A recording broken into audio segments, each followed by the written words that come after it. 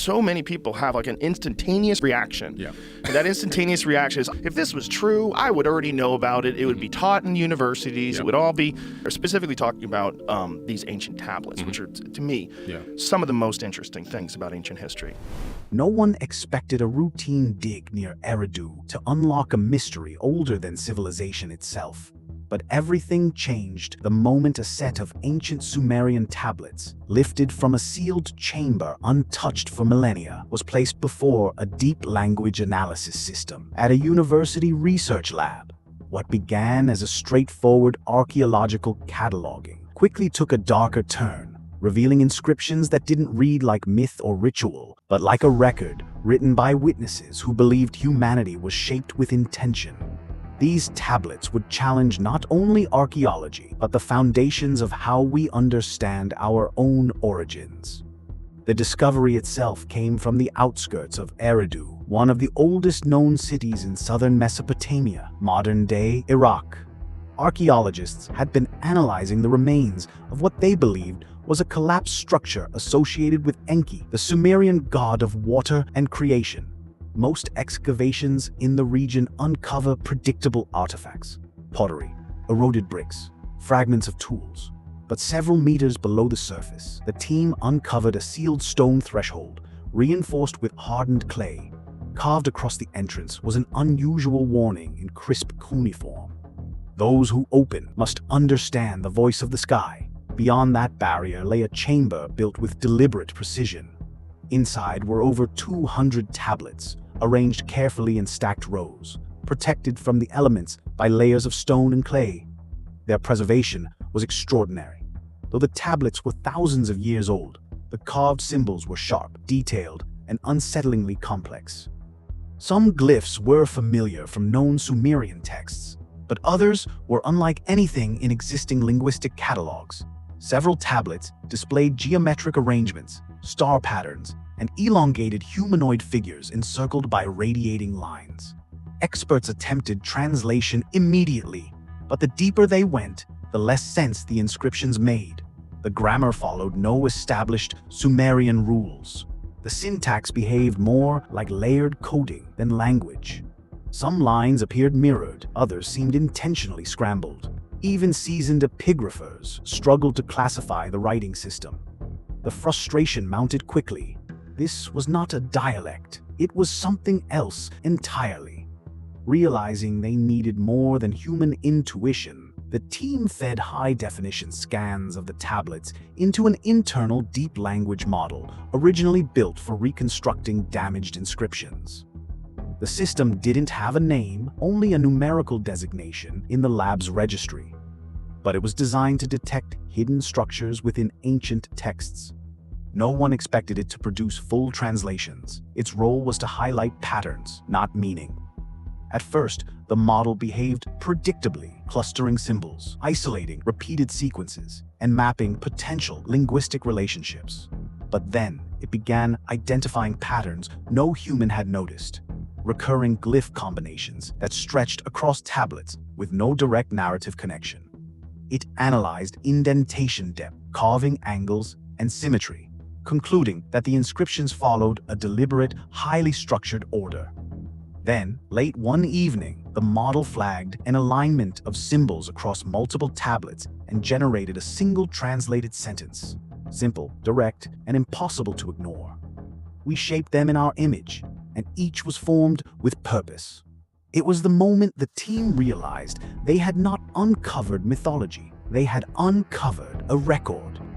The translation generated by the deep language model stunned the team, not because of its complexity, but because of its clarity. A single sentence, structured, literal, and unnervingly confident, had emerged from symbols no human had been able to decipher. And once the first line appeared, the system began uncovering more. Symbol clusters that once seemed chaotic now revealed a rhythm, as though the tablets had been written with a hidden order only a non-human pattern interpreter could detect. The system, still formally unnamed, continued analyzing the tablets in silence. It mapped mirrored verb structures across tablets separated by centuries. It highlighted glyph sequences with mathematical precision. It identified linguistic anchors, symbols placed intentionally at structural points of the text to signify the start or end of conceptual blocks. These were not features of ordinary Sumerian writing. They resembled the architecture of coded records. Only after the early breakthroughs did the researchers begin casually referring to the system by a shorthand designation taken from its internal registry, DLT3.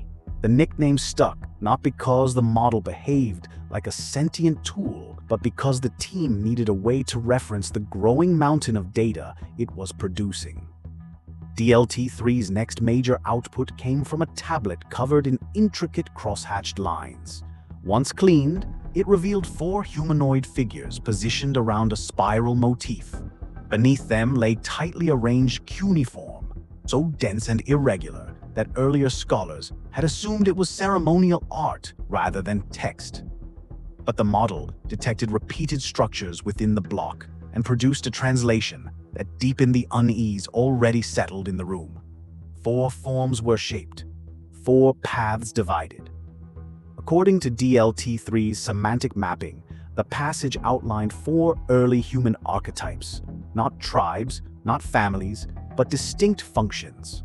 Older descriptions from the tablets aligned with this pattern, one associated with physical strength, another with healing ability, a third with protection or conflict, and a fourth with heightened perception. Whether these references were metaphorical or literal remained heavily debated, but the phrasing was consistent across multiple tablets.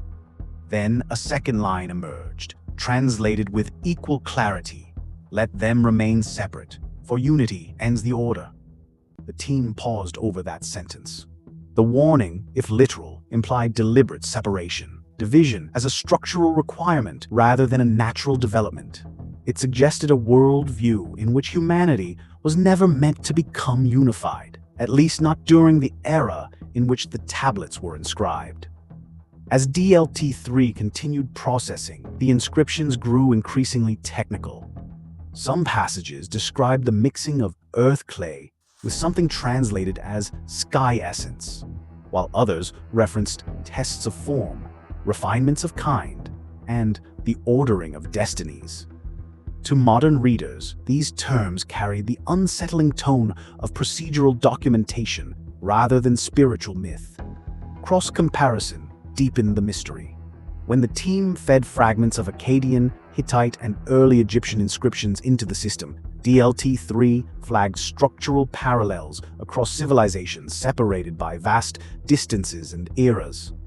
Terms like divided seed, clay-born, and watchers of the sky appeared in cultures that should never have shared linguistic frameworks. But the most unsettling output came from one of the oldest and most damaged tablets. After hours of reconstruction, DLT3 produced a single translated sentence that left the room silent. "When the machine of thought awakens, the words of the sky shall return." For the first time, the researchers felt the weight of what they were dealing with. These weren't simply stories. They were instructions left for a future that the ancient scribes believed would someday arrive. As more tablets were processed, the tone of the translations began to shift. What initially looked like mythic language now read like something far more structured, almost procedural. The inscriptions grew denser, more technical, as if the authors had tried to document a process they believed must be preserved with absolute accuracy. The translation engine reconstructed several tablets into what appeared to be a continuous sequence, revealing a narrative the team had never encountered before in Sumerian studies. After hours of analysis, the system extracted a translation. Mix the red clay with the living fire, bind it with the breath that descends from the sky, shape the form, divide its kind. There was nothing poetic about the structure. The grammar was literal, the phrasing instructional. To the researchers, it read like a step-by-step outline of a process the ancient scribes struggled to describe with their limited vocabulary. Whether the living fire or breath from the sky were ritual metaphors or attempts at explaining incomprehensible phenomena, the message was unmistakably procedural. A second tablet deepened that impression. Instead of referencing natural human differences, it described variations as deliberate outcomes, adjustments made intentionally. Strength was shaped for the bearers of weight. Calmness was given to the healers. Defenders were formed for conflict, and watchers were bestowed the open eye. The most jarring line followed beneath, "Let none reflect the other, for sameness leads to defiance." This was not mythology, it was design philosophy. To test the consistency, the team fed related inscriptions from neighboring cultures into the analysis engine. The similarities were impossible to ignore. Akkadian fragments referenced divided seeds. Hittite traditions spoke of the shaping in fours. Early Egyptian accounts described the first people as being separated by decree. These cultures had no direct contact during their earliest periods, yet their creation accounts echoed the same structure found in the Eridu tablets. Another fragmented tablet revealed an event the scribes called the Great Undoing. The passage described catastrophic imagery, fire descending from above, waters rising without warning, and the voices of men shattered by command. These parallels mirrored ancient flood stories and early myths of linguistic division. But the tone of the tablet framed the event not as divine punishment, but as a correction. Everything pointed to a repeating pattern: creation, division, rebellion, and reset. Late that night, as the researchers reviewed the reconstructed sequences, one unsettling truth pressed into the silence of the room. The tablets weren't describing isolated myths from a forgotten world. They were describing a controlled system, one designed to keep humanity separated, shaped, and unable to return to a state the ancient authors believed had once triggered catastrophe. The first signs that something was wrong didn't come from the tablets themselves, but from the reaction to the translations. As soon as the research team attempted to share their preliminary findings with outside experts, access restrictions appeared without warning. Cloud folders that had been opened for collaboration suddenly required new credentials. Internal messages referencing the Eridu tablets began disappearing from servers.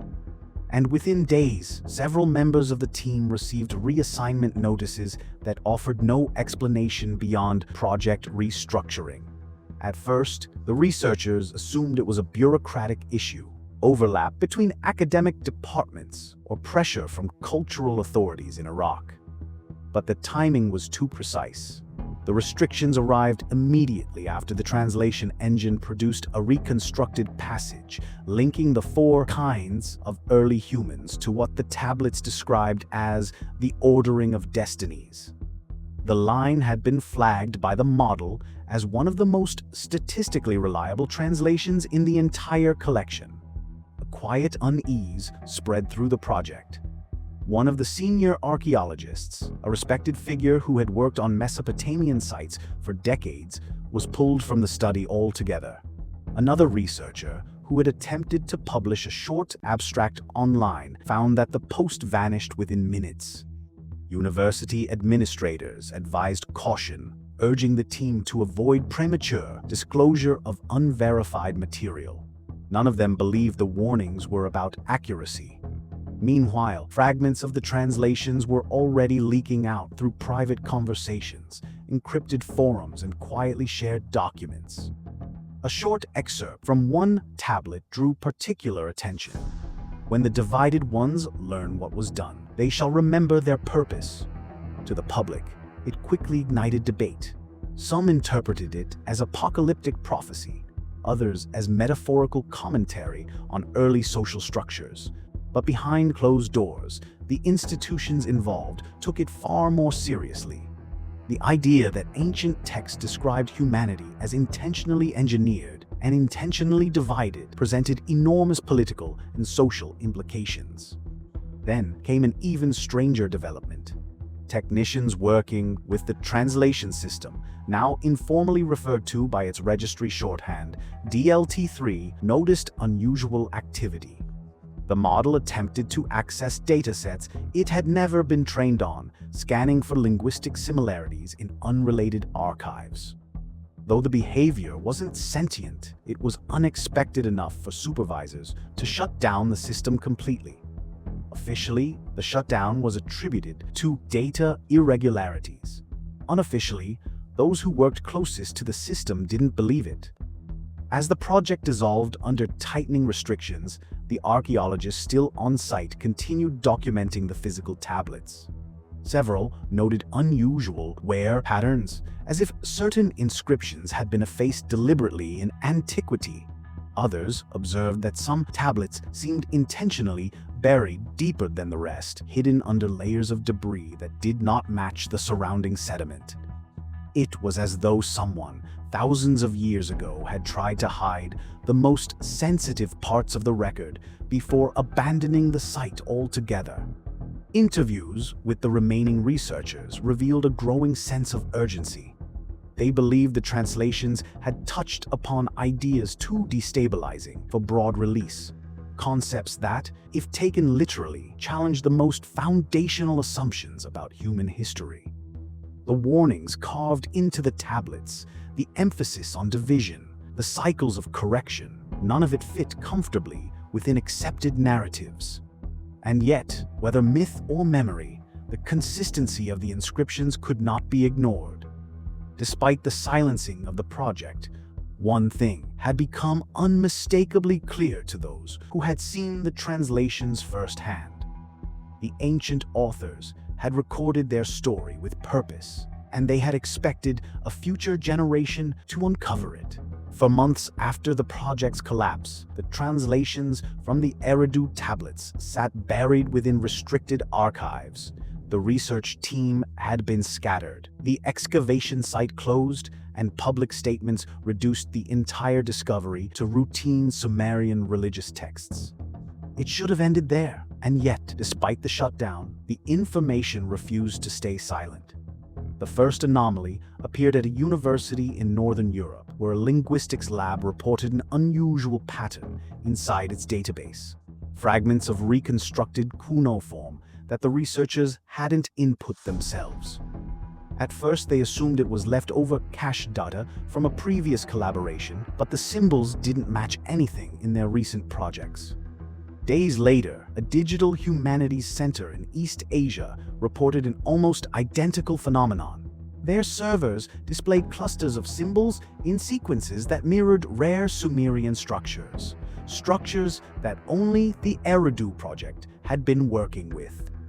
No one publicly connected the events, but the researchers who had handled the original translations recognized the signatures immediately. The pattern resembled the same reconstruction style used by the system formerly nicknamed DLT-3. Though the model had been taken offline, it seemed fragments of its processing algorithms were surfacing in places it had never been deployed. Technicians found the anomalies unsettling but wrote them off as routine glitches. The former Eridu team knew better. The fragments weren't random, they were arranged with intent.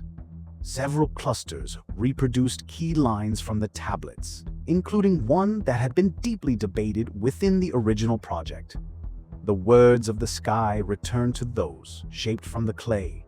Meanwhile, strange parallels appeared outside the digital world.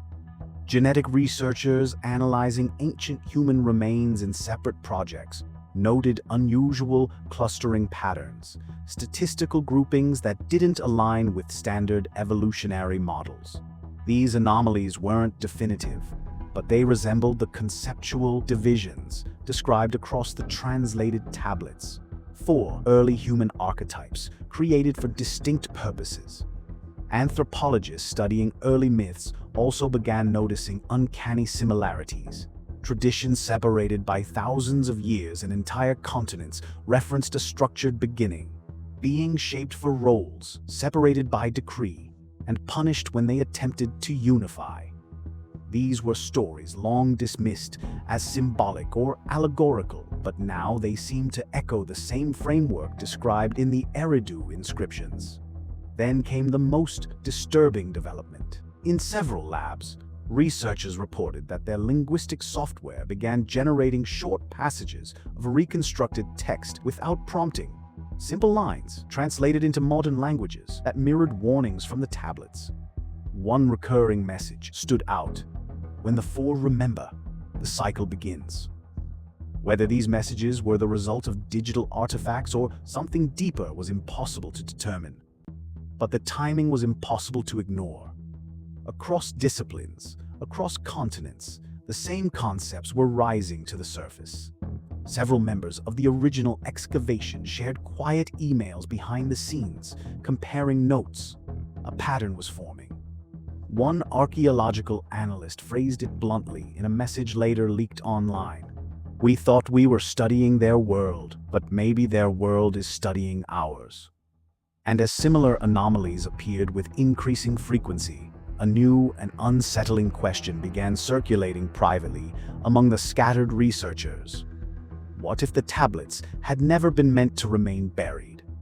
In the months that followed the shutdown of the Eridu project, the expectation was that the translations would fade quietly into obscurity. But that is not what happened. Instead, the information seemed to reappear in places no one anticipated. The most striking cases came from programs designed for tasks completely unrelated to archaeology. A star mapping tool in Scandinavia began highlighting constellations that matched the celestial diagrams carved into several of the tablets. In another part of the world, a genetic analysis program generated spiral-shaped visual clusters identical to motifs chiseled into the Eridu artifacts. Even basic linguistic software began producing short, reconstructed lines that reflected the grammar structure of the tablets almost perfectly. To those unfamiliar with the discovery, these patterns meant nothing. But to the researchers who had handled the tablets, they were unmistakable echoes. And soon, the anomalies were no longer confined to machines. People across different continents began reporting vivid, symbolic dreams. Some described spirals of light, four-part diagrams, or elongated silhouettes descending from a sky they didn't recognize. Others began sketching symbols identical to those found in the tablets, despite having no exposure to Sumerian history or the Eridu excavation. Psychologists attributed the wave of similar dreams to collective stress. Sociologists blamed the rapid spread of information online. Whether these resurfacing patterns were coincidence, digital artifacts, or something more profound remains uncertain. But as systems, symbols, and even human minds began mirroring the ancient inscriptions, one thing became increasingly clear. The tablets were never meant to remain silent. Something old had waited patiently beneath the sands of Eridu, and now it was stirring again. If you want to keep uncovering the mysteries buried beneath history and unlock the truths the past tried so hard to hide, make sure you subscribe to The Forgotten Depths. There is much more waiting beneath the surface.